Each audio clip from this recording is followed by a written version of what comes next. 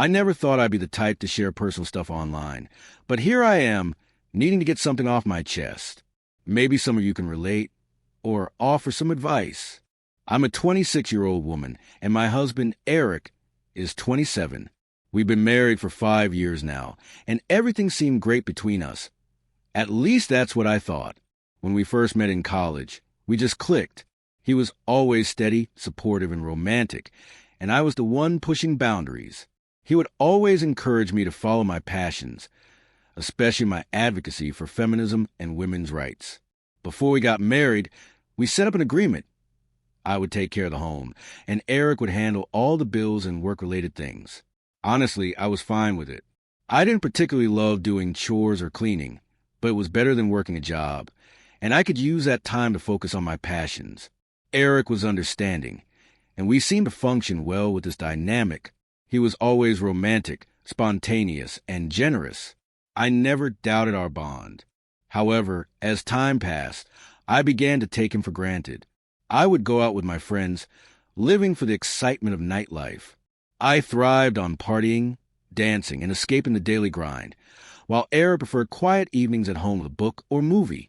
I resented that he didn't share my love for the club scene. In my mind, I saw him as boring, overly cautious, and out of touch with who I was. I convinced myself that what I did when I went out wasn't a big deal. It was just harmless fun, a way to let loose. But Eric, even though he never outright complained, started to show signs of being hurt by my behavior. When I would return home late, drunk, and covered in glitter, I would see the disappointment in his eyes. He would try to express his feelings, but I'd dismiss him. I accused him of being controlling, of trying to hold me back from having fun. Whenever he would voice his concerns, I used my feminist beliefs as a shield, calling him misogynistic or anti-feminist if he didn't agree with me. I weaponized my beliefs, turning them against him just so I could justify my actions without facing any real accountability. I was so consumed by my own desire to be independent and free that I failed to notice the growing distance between us. I couldn't see that I was losing the very trust and love that had once held us together.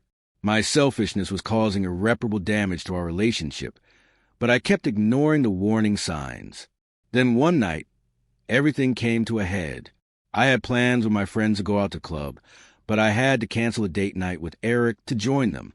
Naturally, he was upset, especially because he'd been looking forward to spending time with me, but I shut him down, accusing him of being misogynistic for not supporting me spending time with my friends.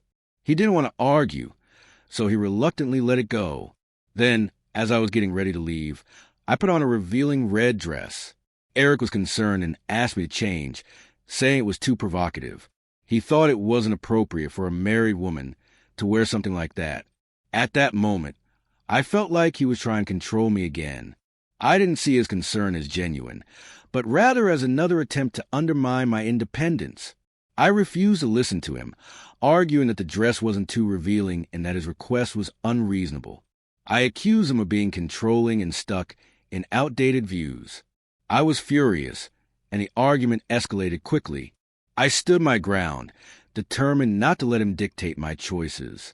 My friends arrived to pick me up, and without saying another word to Eric, I stormed out of the house, leaving him standing there defeated and worried.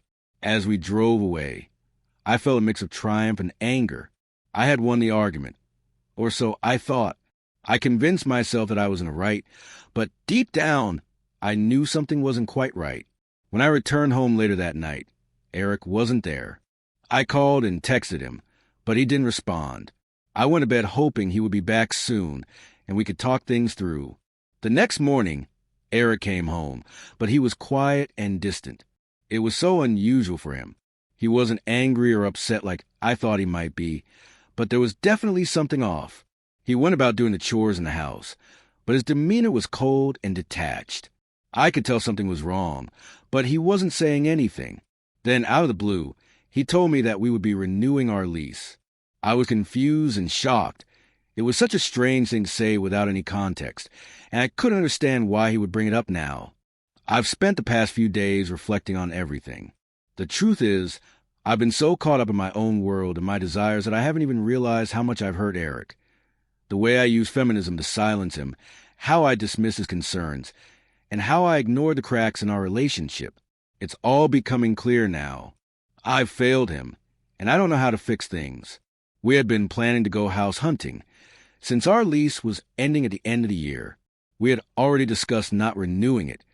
So when Eric suddenly suggested extending the lease, I was taken aback, stunned. I demanded an explanation, but he just told me that something had come up and we would need to postpone our plans to buy a house. He remained vague, offering no further details despite my attempts to get him to open up. I tried to press him for more answers, but no matter how much I pushed, he remained tight-lipped, frustrated and confused. I eventually gave up, hoping that he would explain things later.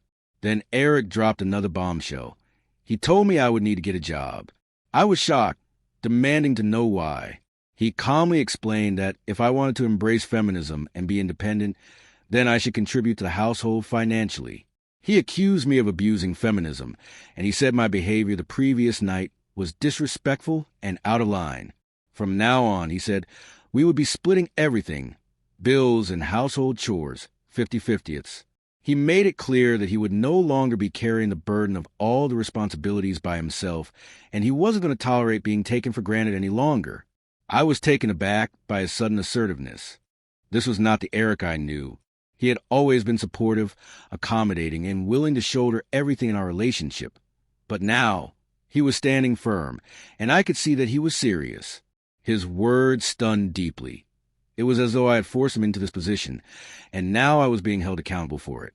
I felt a mix of guilt, anger, and confusion, unsure of how to respond. I had always prided myself on being strong and independent, but now I was being confronted with my own hypocrisy. Eric's ultimatum forced me to reckon with my own behavior, and I didn't know how to process it. I sat there, trying to make sense of everything, while Eric continued with his chores, his expression unreadable. In the midst of all this, I resented Eric. I saw him as trying to control me, to clip my wings. I didn't view his actions as a wake-up call or a chance to improve our relationship. Instead, I felt punished for being myself and for embracing feminism. Begrudgingly, I started looking for a job, though it felt like a betrayal of who I was. Through one of Eric's connections, I found a job at a restaurant, but I hated it. I felt superior to the staff, thinking they were beneath me. I was rude, dismissive, and ungrateful, and I know now that I was wrong. But at the time, I blamed Eric for everything. I was convinced that he was punishing me for being a feminist and not conforming to his expectations. I couldn't see that he was just trying to make our relationship more equal. As time went on, my resentment toward Eric grew. Every request he made felt like an attempt to control me. When he asked me to help with chores, I saw it as him trying to put me in my place. When he suggested saving money, I saw it as him restricting my freedom. Our arguments grew more frequent and intense, and I lashed out at him, accusing him of being a misogynist and a hypocrite. Even when Eric tried to calmly explain the perspective, I shut him down. I didn't want to hear it. I was too wrapped up in my own anger and self-righteousness to listen to his side of things. I couldn't see the damage I was causing to our relationship, and I kept pushing him away. Looking back now, I realized how toxic my mindset was. I was so focused on being right and defending my feminist beliefs that I lost sight of what truly mattered, our love and partnership.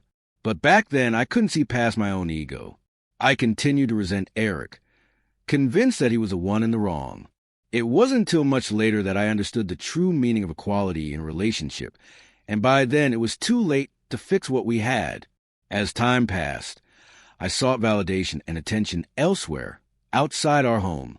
I convinced myself that it was harmless fun, but deep down, I knew it was an act of rebellion against Eric. I was frustrated and hurt, and I used flirting and dancing as an outlet for those emotions. I never told Eric about it because I knew it would hurt him deeply, and I justified my actions by telling myself it was better for him not to know.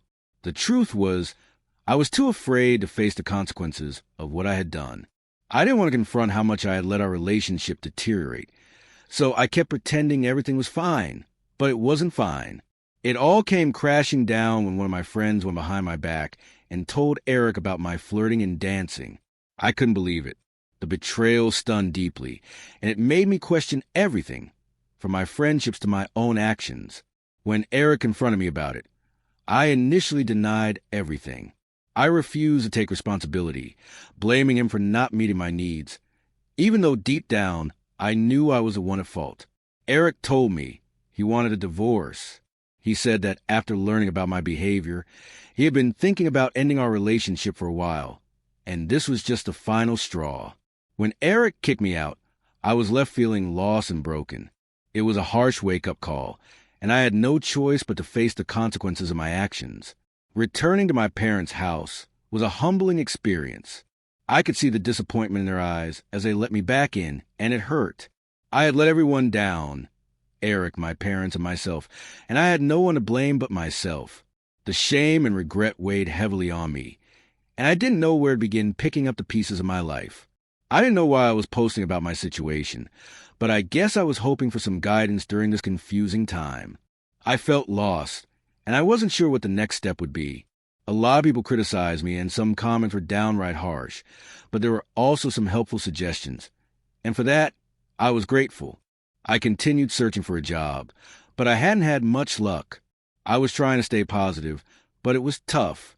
The divorce was progressing, and Eric remained firm in his decision to end things. He had made it clear that there was no going back. After the divorce was finalized, I didn't get much from it. There was no alimony or property division, since we had no joint debt or children. The process was relatively simple, but I was still left feeling unsatisfied with the outcome. My parents were disappointed, but we all agreed that continuing to fight for more would only be a waste of money. Meanwhile, the job search was proving to be a major challenge. I struggled to find anything and was faced with the reality that my portfolio was weak and my skills needed work. This put more strain on my relationship with my parents, who had started hinting that I should contribute financially to the household. Looking back on everything, I see clearly now how my resentment and disrespect toward Eric poisoned our relationship. Every harsh word, every dismissive glance, and every argument only pushed us further apart. Instead of communicating openly and working through our issues, I allowed my pride and selfishness to guide my actions. I took Eric for granted, and I failed to recognize the person who had stood by my side for so long. I see now how wrong I was, and I wish I could go back and fix everything. But it's too late for that. If there's one thing I want people to learn from my experience, it's this. Don't let resentment and disrespect destroy your relationship. Communicate honestly. Cherish the person you love, and never take them for granted. Once they're gone, all that's left is regret. Things seem bleak right now, but I'm trying to stay positive. I'm grateful for the support of my family, and I know I'll eventually get back on my feet. I'm determined to rebuild my life, but I'll never forget the lessons I've learned from my mistakes.